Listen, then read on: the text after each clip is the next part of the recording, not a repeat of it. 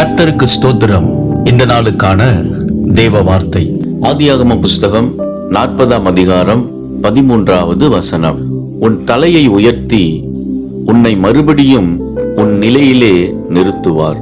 இந்த நாளின் தெய்வ வார்த்தையின்படி ஆண்டவராகிய இயேசு உங்களை ஆசீர்வதிப்பார். உங்க தலையை நிமிர பண்ணுவார், உயர்த்துவார்.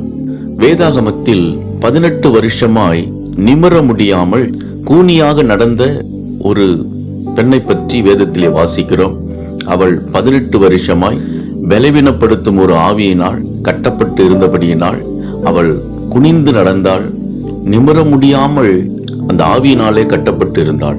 ஆண்டவராகிய இயேசு அவள் மேல் கரங்களை வைத்து அந்த ஆவியை அந்த சரீரத்தில் இருந்து அவர் விரட்டின பொழுது அவள் நிமிர்ந்து நடந்தாள், தேவனை மகிமைப்படுத்தினாள் என்று வேதத்திலே வாசிக்கிறோம்.